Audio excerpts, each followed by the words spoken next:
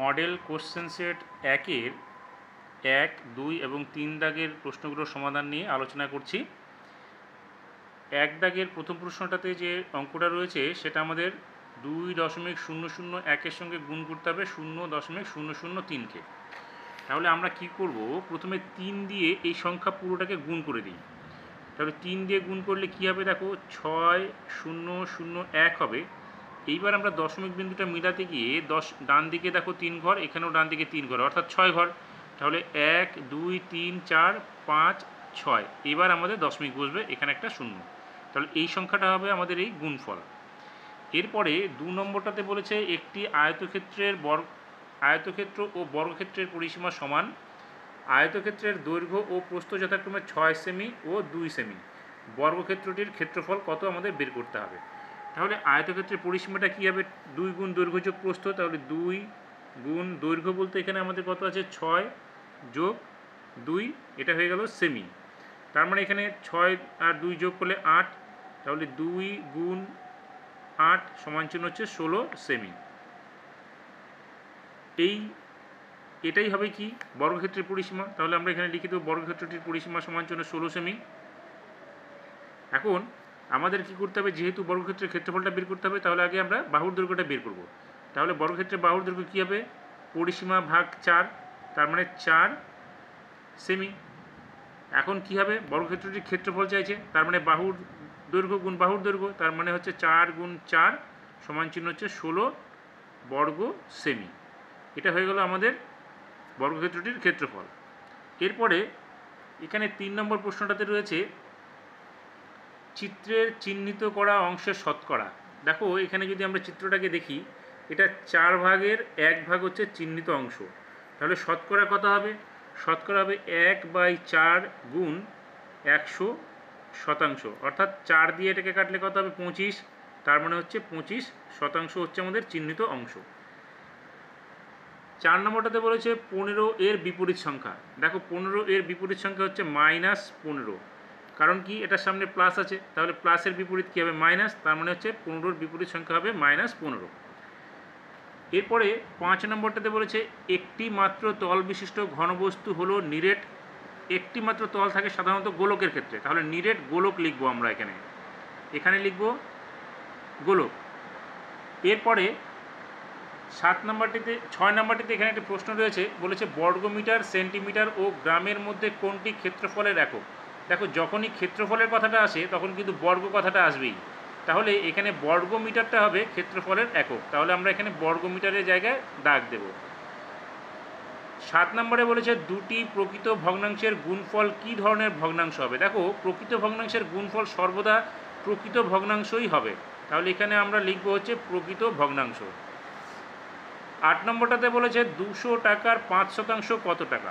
তাহলে 200 টাকার 5% কী হবে, 200 গুণ 5/100। তাহলে 100-র দুটো শূন্য কেটে যাবে, তার মানে 5 দুগুণে 10 টাকা হবে এখানে। আর শূন্যস্থানটা যেটা বলেছি দুটি প্রকৃত ভগ্নাংশের গুণফল, এখানে আমরা লিখব প্রকৃত ভগ্নাংশ হবে। 9 নম্বরটাতে বলেছে -x + +8। যেহেতু সংখ্যা দুটো বিপরীতধর্মী, তাহলে আমরা কি করব, এর পরম মান অর্থাৎ প্রথম সংখ্যাটার পরম মান এবং দ্বিতীয় সংখ্যাটার পরম মান আমরা বিয়োগ করব। তার মানে 8 থেকে 5কে বিয়োগ করব, এখানে হবে 3। আর এখানে যে বৃহত্তম পরম মান সংখ্যাটা আছে তার চিহ্নটা বসবে, অর্থাৎ 8 হচ্ছে 5-এর তুলনায় বড়, তার মানে এখানে বসবে প্লাস। তার মানে এটা আমাদের কত হবে, +3। এরপরে বলেছে দুটি সরলরেখা সর্বোচ্চ কটি বিন্দুতে ছেদ করে। দেখো দুটি সরলরেখা সর্বোচ্চ একটি বিন্দুতে ছেদ করবে, তাহলে এখানে আমরা লিখব একটি। কারণ দেখো একটি সরলরেখা আরেকটি সরলরেখা একটি বিন্দুতে ছেদ করবে, সেই জন্য আমরা লিখব একটি। এরপরে 2 দাগের বলেছে প্রথম প্রশ্নটাতে গণনা না করে প্রদত্ত ভগ্নাংশগুলির গুণফল আবৃত দশমিক লেখো। দেখো এখানে আমরা বলতে পারবো 11 দিয়ে 3কে ভাগ করা যাবে না, এটা আবৃত দশমিক হবে। 20 দিয়ে 13কে ভাগ করা যাবে, কারণ 20 একটা সংখ্যা সেটা দিয়ে 13কে ভাগ করা যায়। আবার এখানে 2/7 এটাও কিন্তু আবৃত দশমিক হবে। 18/25 এটা আবৃত হবে না, এটা সসীম হবে। 13/20টা সসীম হবে, এবং 15/34 এটাকে ভাগ করা যাবে না, এটা চলতে থাকবে। তার মানে এখানে আমরা 3টে সংখ্যা পাবো হচ্ছে আবৃত, সেটা আমরা একটু এখানে আলোচনা করে নিচ্ছি। সেটা দেখো 3কে যদি আমরা 11 দিয়ে ভাগ করি তাহলে এখানে আমরা পাবো 0.2727 এরকম চলতে থাকবে। তার মানে এটা আবৃত হয়ে যাবে 0.2 এর উপর এবং 7 উপর আবৃত, তার মানে এটা হবে আবৃত। এবার 20 দিয়ে 13কে ভাগ করলে আমরা 0.65 পাবো, তার মানে এটা হচ্ছে সসীম হবে। 2কে 7 দিয়ে ভাগ করলে এখানে হবে 0.285714, আবার 2 চলে আসবে। তোমরা একটু ভাগ করে দেখবে, তার মানে এটা আবৃত কি হয়ে যাবে, এখানে 2 থেকে 4-এর উপর আবৃত হবে, তার মানে এটা হচ্ছে আবৃত দশমিক ভগ্নাংশ, তাহলে এটা হচ্ছে আবৃত। এরপরে 18কে যদি 15 দিয়ে ভাগ করি তাহলে ভাগফলটা হবে 0.72, তার মানে এটা হচ্ছে সসীম হয়ে যাবে। আর 15কে 34 দিয়ে ভাগ করলে এটা ভাগ মিলবে না, কারণ দ্বিতীয় সংখ্যাটা 4 প্রথমে দিলে দ্বিতীয় ঘরে আবার 140 ভাগশেষ থাকছে, সেটাকে আমরা 4 দিয়ে ভাগ করলে 136, এরকম ক্রমপর্যায়ে চলে এসে দেখবে এখানে আবার আমরা এখানে 4 দিয়ে দিয়ে আবার এখানে 14 চলে আসবে। দেখো এখানে 14 এসেছিলো, এখানে আবার 14 এসেছিলো, তার মানে আমরা এখান থেকে এইটুকু আবৃত পেয়ে যাব। তাহলে এটাও হচ্ছে আবৃত দশমিক ভগ্নাংশ, এটা তোমরা একটু করে দেখবে, ঠিক পেয়ে যাবে।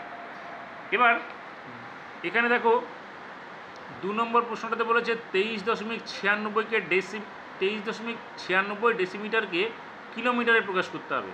তাহলে কিলোমিটারে প্রকাশ করতে গেলে ডেসিমিটারকে আমরা কি করব, এখানে দেখো আমি একটু বলে দিচ্ছি, এখানে আমরা যদি কিমি মানে কিলোমিটার, হেক্টোমিটার, কিমি, হেমি, ডেকামিটার, মিটার এবং ডেসিমিটার, তার মানে ডেসিমিটার থেকে আমাদের বাঁ দিকে যেতে হচ্ছে কত ঘর, এখানে 1 2 3 4 ঘর, তার মানে হচ্ছে 10 10 10 এবং 10, তার মানে হচ্ছে 4টে 10 দিয়ে আমাদের ভাগ করতে হচ্ছে। তার মানে আমরা কি করব, 2 3.96 ভাগ করব হচ্ছে 1 এর পরে 4টে 0, তার মানে সংখ্যাটা কি আসবে, আমাদের সংখ্যাটা চলে আসবে দেখো 1 2, তার মানে 2 ঘর বাঁ দিকে চলে যাবে দশমিকটা, এখানে আরও দুটো শূন্য আছে, তার মানে আরও 2 ঘর যাবে, অর্থাৎ 0.0023996 এটা হয়ে যাবে আমাদের কিমি অর্থাৎ কিলোমিটার। 3 নম্বর প্রশ্নটা এখানে 2-এর 3 নম্বর প্রশ্নটাতে বলেছে 15.77 মিটার লম্বা বাঁশের 2.2 মিটার বাঁধ দিয়ে বাকি অংশকে সমান 4 ভাগে ভাগ করলে প্রতি ভাগের দৈর্ঘ্য কত হবে। তার মানে 15.77 থেকে আমরা কী করব, 2.25কে বিয়োগ করব, বিয়োগ করে যে বিয়োগফলটা বেরোবে তাকে 4 দিয়ে ভাগ করব। তাহলে এখানে আমরা 15.77 থেকে 2.25 বিয়োগ করলে কত পাচ্ছি, এখানে 7 থেকে 5 গেলে এখানে হবে 2, 7 থেকে এখানে 2 গেলে এখানে হবে 5, 15 থেকে 2 গেলে এখানে হবে 13, তাহলে 13.52 তাকে ভাগ করলে আমরা কত পাচ্ছি, এখানে দেখো 4 দিয়ে ভাগ করলে এটা হচ্ছে 3 4 12, 2 বাজবে, সরি 3 4 12 হলে এখানে 1 বাজবে, 15 হলো, তাহলে এখানে হচ্ছে দশমিকটা চলে এলো, 3 4 12, এখানে পাবো আমরা 3, 32 হচ্ছে, 4 8 32, তার মানে প্রতি ভাগের দৈর্ঘ্য কত হচ্ছে 3.38 মিটার। এরপরে 3-এর প্রথম প্রশ্নটা বলেছে অনিলবাবু তার মাসিক আয়ের 22% বাড়ি ভাড়া দেন, যদি অনিলবাবু প্রতি মাসে 1870 টাকা বাড়ি ভাড়া দেন তবে অনিলবাবুর মাসিক আয় কত। তার মানে এই 22% বাড়ি ভাড়াটাই হচ্ছে 1870 টাকা, আমরা এখান থেকে কী করবো, 100% বাড়ি ভাড়া, তার মানে হচ্ছে 100% যেটা বেরোবে সেটাই হচ্ছে তার মাসিক আয়। তাহলে 22% বাড়ি ভাড়া 1870 টাকা হলে 1% বাড়ি ভাড়া কত হবে, কম হবে, তার মানে 1870/22 টাকা, আমাকে বের করতে হবে কত, 100%। তাহলে 100% বাড়ি ভাড়া কত হবে, 1870 গুণ 100/22। এবার দেখো আমরা 11 দিয়ে কাটলে এখানে হবে 2, এখানে হবে 17 আর একটা 0, এবার 2 দিয়ে যদি আমরা এটাকে কাটি 50 হচ্ছে, তাহলে 5 17 কত, 85, আর এখানে একটা 0 এখানে একটা 0, তাহলে দুটো 0, তার মানে মাসিক আয় হচ্ছে কত আমাদের 8500 টাকা, তাহলে এখানে আমরা লিখব 8500 টাকা। এরপরে এখানে বলেছে 2 নম্বরটাতে নিম্নলিখিতগুলির কোনটি সবথেকে বেশি তাপমাত্রা বৃদ্ধি নির্দেশ করছে। দেখো 23 থেকে 32, তাহলে এখানে কত হচ্ছে আমাদের 9 ডিগ্রি, এখানে -10 থেকে +1 ডিগ্রি, তার মানে এখানে দেখবে 11 ডিগ্রি হয়ে যাবে, এখানে 18 থেকে -11, তার মানে এখানে 7 হচ্ছে, এখানে -5 থেকে +5, এখানে 10 হচ্ছে, তার মানে দেখো সব থেকে বেশি হচ্ছে আমাদের বি নাম্বারটা, এখানে 11 ডিগ্রি বৃদ্ধি পাচ্ছে। 3 নম্বরটাতে বলেছে দুটি ঋণাত্মক পূর্ণ সংখ্যা লেখো 3 নম্বরটাতে বলেছে দুটি ঋণাত্মক পূর্ণ সংখ্যা লেখো যাদের অন্তর 7। তার মানে ঋণাত্মক পূর্ণ সংখ্যা, ঋণাত্মক পূর্ণ সংখ্যা আমরা যদি প্রথম সংখ্যাটাকে যদি আমরা ধরি যে -1, তাহলে -1-এর পরে আমাদের চলে যাও -1, -2, 3, 4, 5, 6, 7, 8, তার মানে আমরা লিখব -1 এবং -8। এটা তোমরা তোমাদের মতো করে লিখতে পারো।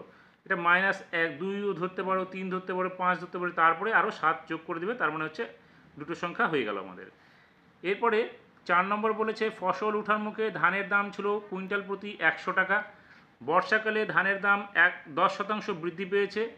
যদি কোনো কৃষক ফসল ওঠার মুখে 20 কুইন্টাল ধান বিক্রি করে থাকেন, তিনি বর্ষাকালে সেই ধান বিক্রি করে কত টাকা বেশি পেতেন? তাহলে এখানে দেখো আমি লিখেছি ফসল ওঠার মুখে প্রতি কুইন্টাল ধানের দাম ছিল কত? 1000 টাকা। তাহলে ফসল ওঠার মুখে 20 কুইন্টাল ধানের দাম কত হবে? বেশি হবে। তার মানে 1000 গুণ 20 টাকা, তার মানে হচ্ছে কত? 20,000 টাকা। এবার বর্ষাকালে ধানের দাম বৃদ্ধি পায় কত? 10%। তাহলে ওই ধান বলতে বর্ষাকালে যদি আমরা ওই পরিমাণ ধানটা বিক্রি করি তাহলে বেশি কত পাবো?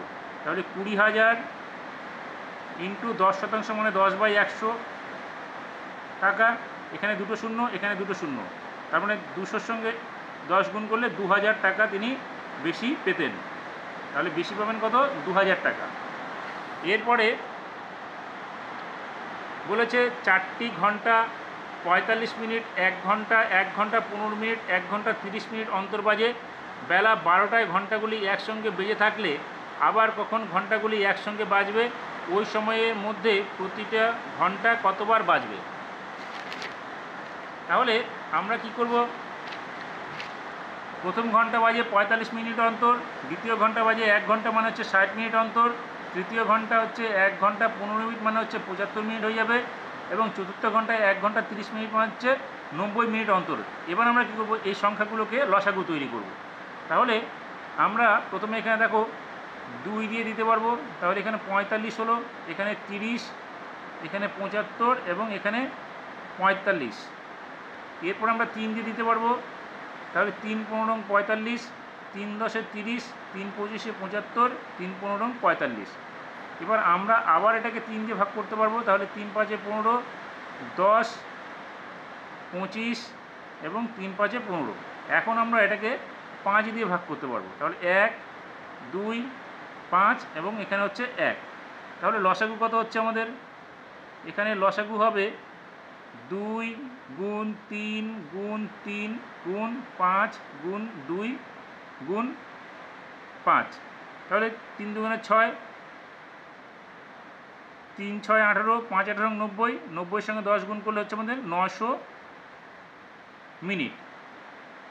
900 মিনিট মানে কি? এটাকে 60 দিয়ে ভাগ করো, তাহলে হয়ে যাচ্ছে 15 ঘন্টা। তার মানে বেলা 12টায় যদি বাজে তাহলে 12টার সঙ্গে আমাদের 15 যোগ করতে হবে, তার মানে 15, অর্থাৎ এখানে কত হবে? 12 আর 15 হচ্ছে 27। তার মানে 27 তো হয় না, 24-এর পরে আরও 3, তাহলে 27টা বাজবে। 27টা মানে কি? আমাদের বেলা 12টা বাজলে রাত্রি 12টা গিয়ে আরও 3 ঘন্টা, অর্থাৎ ভোর 3টা বেজে যাবে। তার মানে পরদিন